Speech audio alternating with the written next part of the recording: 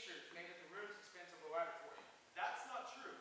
The experiments take place in my laboratory at my expense. And if the tinctures appear suspect to you, doctor, it's because of 4N. You see, he admits it. The man spent fully 2 years abroad in every cesspool he could find. Every jig voodoo store and Gentlemen, I've had enough of his fairy tales and opium dens. Madison, you represent Jekyll, right? I assume you're here to give him advice and to protect his interests, correct? To the best of my waning abilities, yes. Then advise him this. The Board of Governors meets in a week's time. Jekyll may do one of 2 things before then. Make a public apology for his outburst yesterday morning. And by public, I do mean in person, before the college, and a letter in the Times. Or prepare for my full wrath. Good day, gentlemen. I'm sorry, Henry. I hope a less formal meeting might have... It was a waste of time. We are sworn against each other. How do you see the board going? I'll take soundings. Henry has right on his side. Sir Danvers has power. Sir Danvers, the fool! If he can't cut into it, he can't fathom it. He rails against voodoo and savages, then stands before 100 students and gives credence to all matters of superstitions. Utterson, I have seen in jungle clearings and island shores levels of understanding advanced beyond anything contemplated in a college lecture hall. I met a diviner in surname once who could calm his nerves by closing his eyes and humming a bird song. A priest in the South Seas hut, who, with one draw of a pipe of yellow smoke, left this reality for another plain, serene, and who's at peace. There's a distinction between the brain and the mind. Yes, but how do you get to the mind without going to the brain? You find an open door, one no one knows about. And once you've crossed its threshold, you will find not one mind, but 2. 2 streams within the consciousness, one on the surface and the other subterranean. Utterson, think on how your flesh warms when a woman enters the room. Think on your fear when a handsome cat comes barreling around the corner, you dash for safety faster than you thought possible. Our minds are fueled by blood and violent secretions triggered by all manner of stimuli. Coursing through our veins is a river of our old ways, before man created mortality in the time when humans hunted for food, killed for dominance, and calculated for pleasure. Morality harnessed our bestial instincts, but it did not kill them. If it had, there'd be no empire. They're still all deep inside us. We see hints, though, in the madman's eyes, the killer's glint, the rage of a drunken father who beats his child. If we could find the chemical balance that would isolate these rages, these horrors, wouldn't we pursue their cure? You're talking good and evil. I'm talking the good of man. So you mix your powders, concoct your potions, banish ill temper, anger, perversity. What do you put in its place? Serenity. Well, there'd be no work for me, that's for sure. You don't know what peace of mind means until you've been tortured by its opposite. But if you can trade range and angelic temperament, surely the reverse can happen. What sort of man would want the beast when all he sought was peace of mind? Well, even a beast must be fed. Does Carew know about Edward Hyde? Hyde? Why would he be hurt?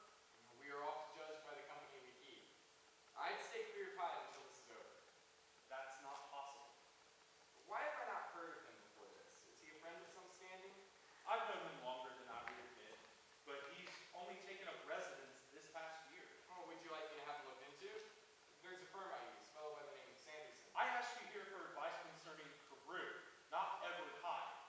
Well, very well. I advise you apologize. No. Never.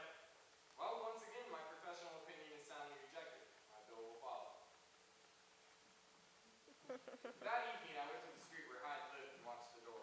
No one went in, and no one came out. I was just about to give up my post when a clock told midnight, and I sensed something in the hour.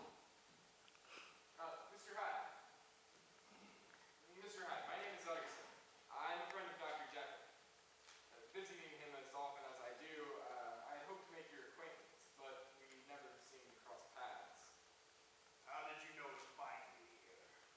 Oh, Dr. Jekyll told me.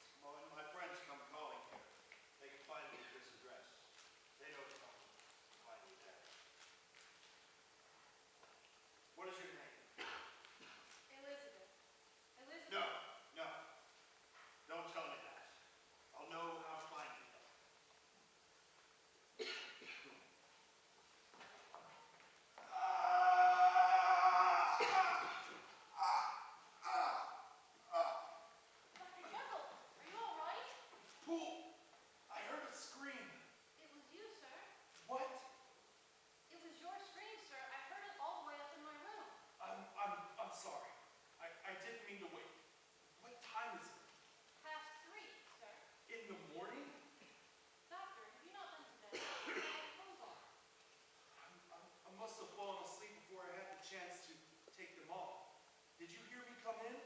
Yes, sir. How long ago? An hour, not more. You came in from the laboratory. Do you not remember, sir? Of course I do. Did I say anything in my sleep? You cried out as if you were calling for someone. A name? Yes. What was it? Elizabeth. Nightmare. Bad dream is all. Go back to bed, fool. Yes, sir. Elizabeth. Notes from an interview between H.K. Lanyon, Ph.D., and Dr. X. It was the dead of night, and as usual, I couldn't sleep.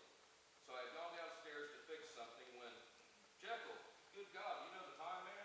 I saw your lamp was lit. I assumed a Scotsman wouldn't waste good oil on empty rooms. You look like the morgue. Sit. I'll get you a warm No, nothing. Lenny, please. I need to consult you about a patient. You haven't been a practicing physician for years. Your preference, as I recall, is lecturing on the stupidity of your colleagues. He's a special case. He came to me. I could not say no. Tell me the history. I must ask you, on your oath, to hold what I impart confidential. You knew I'd keep your confidence when you saw the lamp lit. I can't name the patient. I can't even name his condition. It has no name. Imagine him a drunkard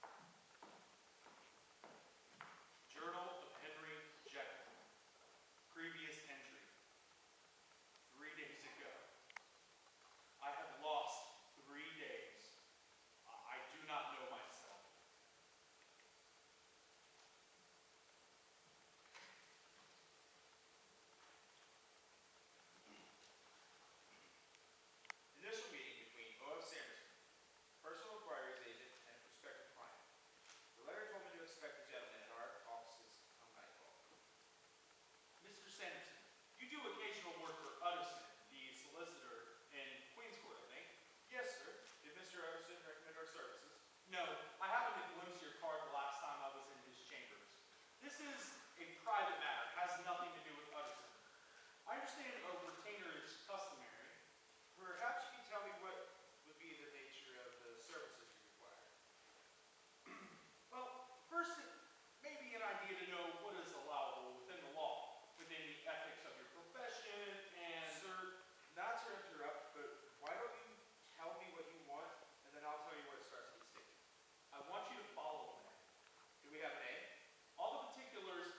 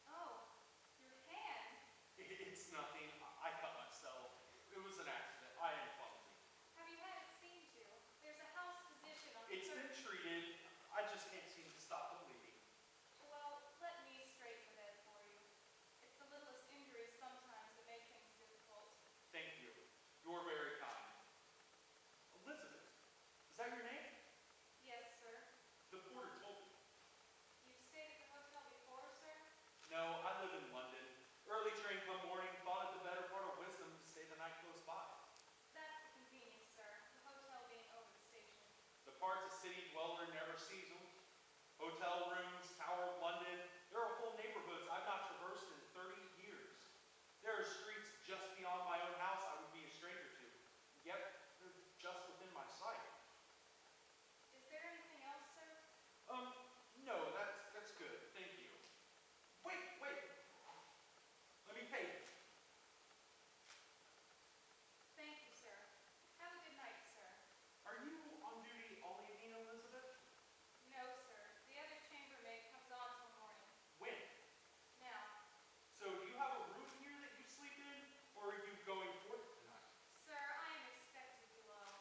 If I do not go below, the housekeeper will come looking for me. You misunderstand me. My intentions, I have no design, no improperty of any sort. Don't go to him tonight.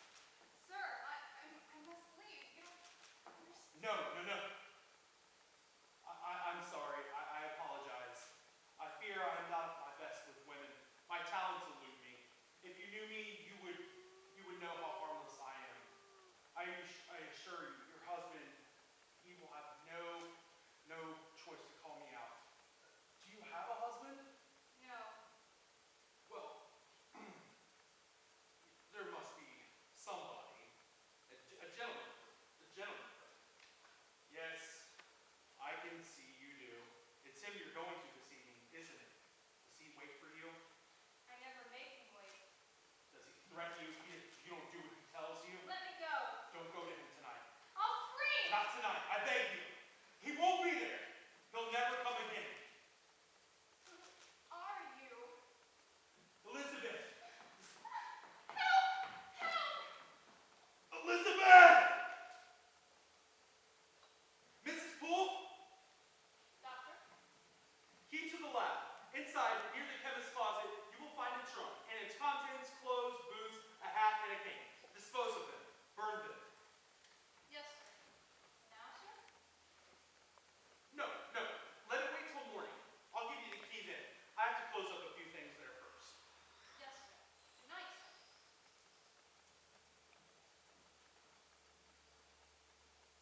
Journal of Dr. Henry Jekyll. This shall be the last entry regarding the case of Mr. Edward Hyde. It is almost a full year since the first successful manifestation. A year since the correct balance was found, the perfect tincture capable of endangering both the transformation and its opposite. Isolate the essence of the being, then reverse it back to its former state. Start the blaze, then put it out.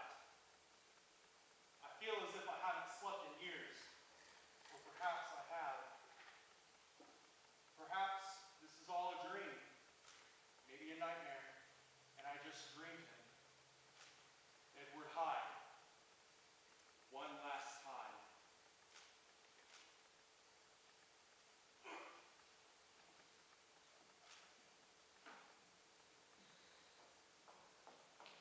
I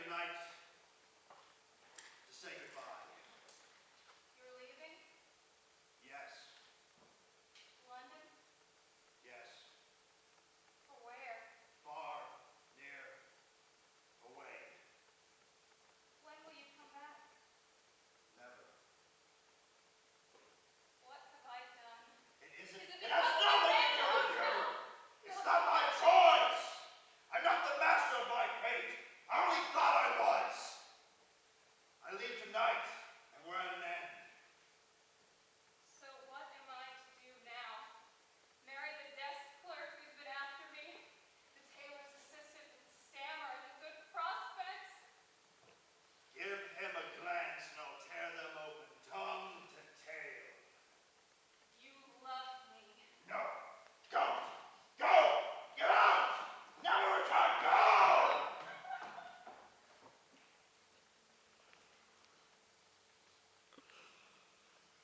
Henry Jekyll, I would kill you if I could, but you're my vessel, the good, gray corpse that carries me to my pleasures. No, I cannot kill you, but annihilate Henry Jekyll, I will all the same!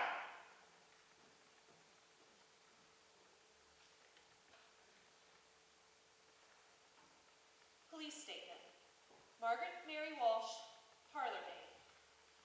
This is my testimony to which I swear. I was sitting at my window in my room, overlooking the park, when I saw a man, two men, actually, moving along two paths from opposite directions.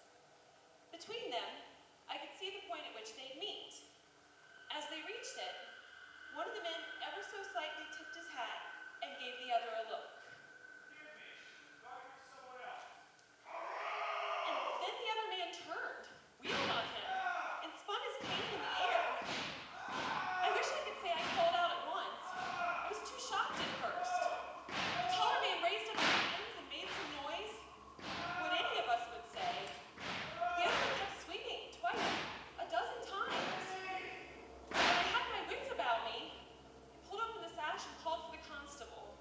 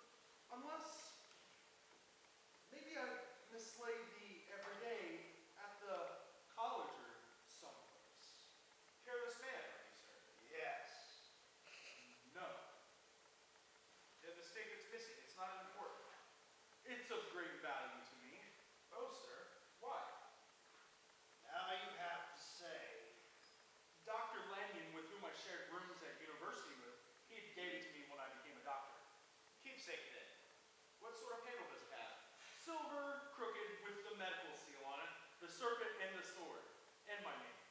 No address. Pity. Maybe look around a bit, Doctor. For the cane? Do I have your assent? You have to say yes. Yes. What about the laboratory? The laboratory. Sir? I have a laboratory in the rear beyond the garden. You'll want to search that as well. Mrs. Poole? Unlock the laboratory for the inspector. Yes, sir. It's this one. Henry, if anything happened last night, I need to know it now. There's nothing. I have done nothing. I am innocent. Doctor, this was slipped under the pantry door this morning. It's got no name on it. Sir, laboratory? A moment, please. My dear Jekyll, forgive the formality of this missive. For one as intimate to you as I know that you plan to do me in. I should be cross, but I just can't bring myself to think ill of poor old Jekyll. You're pathetic, private little nothing. Naturally, you conspire to turn me out. And without even a fare thee well. Well, not to worry, I took care of that for you. I also took care of Sir Danvers. No more shall his vulgar complaints soil your high ideals. He'll be especially badly thought of when the police search his home in Cruzon Street to find the corpse of that prostitute that went missing, all chopped up, rearranged throughout the house, one limb to a room. Oh, God! So you rather owe me for a favor. Although I must admit, I wasn't as exciting as I might have been regarding things left behind. After seeing, as they say, I'm embarrassed to admit, I can't find the cane Lanyon gave you when you were young and innocent. I'm sure I put it somewhere safe. Hope and pray I haven't had, what did Dr. Lanyon call it? A black hour? Well, whatever the cane is, I'm sure his whereabouts will come to me, but not to you. Know this, Jekyll, I am your protector. Now, as you are mine, I cannot do without you. And as you already found out, you cannot do without me. I won't be extorted. I won't live under another's will. I won't hand over my life. Inspector. Yes, sir. Can I put a few questions to you? This note, you found on Sir Danvers' body? Yes, sir. Where? In a pocket, inside a billfold? No, the letter was on top of the body, not in a pocket or such. As if it was there to be found. It could have been dropped during the struggle. No, it couldn't have. The blood stains are evident only on the backside of the note, where it must have lain against the blood-soaked clothes. If the note had been a part of the struggle, it would have been bathed in blood. The cane, may I examine it? He had the wrong end. Sir? If you want to kill a man with a stick, you have to hit him with the end that would do the most damage, the handle end, where it's heaviest. Then you swing it like so. That has been my limited experience, sir. So when the handle breaks off from the force of the blows, the handle goes flying. It flies into the bushes or under a bench, somewhere hard to find in the dark. Yet this murderer was hitting Sir Danvers with the smaller end of the stick. Why would he hit Carew with the wrong end? It may have been the wrong end, sir, but it sure did do the job. Especially if you wanted to make sure the handle was still in your grip the moment the stick broke. Why would the killer intend to keep the stick? So we have the clue you stick in his possession. The killer wanted to lead you to me. That note to Utterson, is it in Carew's handwriting? It's hard to say. He is a physician, after all. Compare the handwriting on the note against that of this letter. You bastard. What is this? Blackmail from Mr. Edward Hyde. Who is Edward Hyde? Your murderer, and a man who sought to have power over me. Mrs. Poole, tell the inspector how you found this note. It was slipped under the pantry door this morning. This Hyde. Is he a friend of yours? A mental patient. Liar! The man was deranged. I tried to cure him, but he was beyond help, and I told him so. I said I never wanted to see him again. That was his response. You think you have me? When was he last on the premises? He must have come twice last evening before midnight to steal my cane, and again in the wee hours after the crime was committed to leave that note.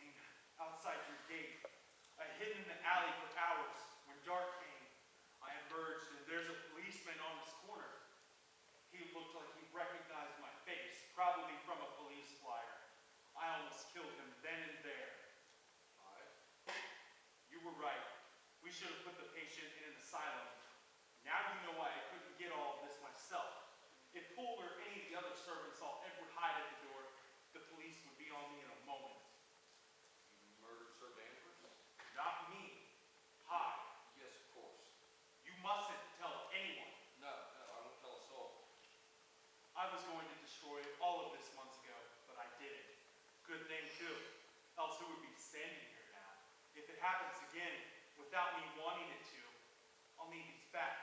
I must make more, much more. Can't. What do you mean I can't? These tinctures are all that I can reverse the effect. Would you have me spend the rest of my life as Edward Hyde? You have to go. Where? A dinner. Shaking like that? You'll break the crystal. You look frightened, Lanyon. I'm just overcome is all. The shock? Think of its effects on me. You certainly won't betray me, will you? Of course not. I'm being foolish. Lanyon always does the proper thing. Predict you like the sun. I'm sorry. I have no choice. Henry? Poor Henry. Dr. Lanyon's notes and recitation about the call.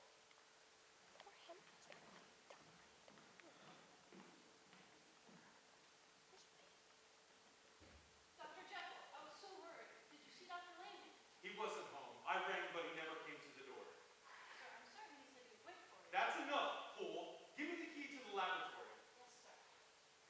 What is that? It's a lady came and left it for you.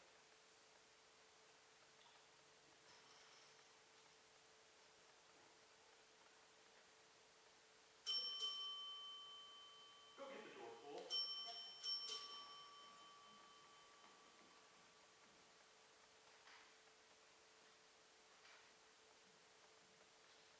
It's the woman, the one who left the package. Show her in.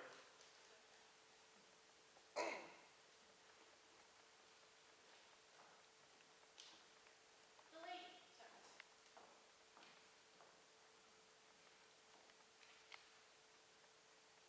Henry Jekyll. I've looked at that name 1,000 times, never said it aloud. He gave me this card when we first met. I've come to your door on more occasions than I would confess, never had the courage to knock until today. You saw me at the park. I knew it was you. I knew at the moment we caught each other's eye. The look on your face, afraid. Same look you had that night in the hotel. Did you get the parcel? Yes. Did you open it? I've kept that 3 months. I found it hidden in our room.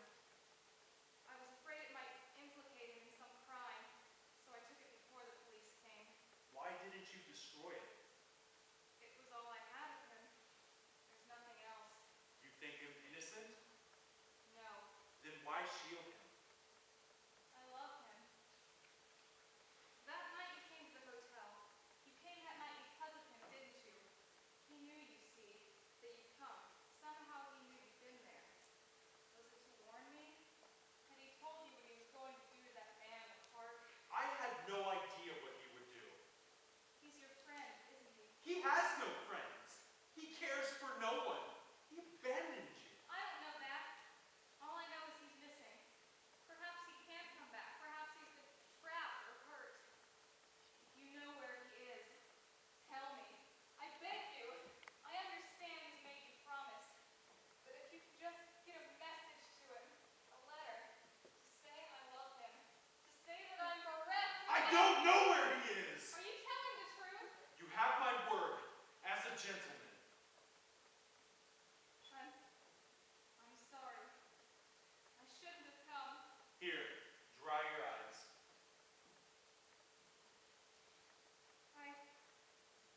I can see myself out. No, stay. A little longer. Can I get you anything? Tea? There must be something stronger. I do understand how you feel. Missing him as he must you. Wishing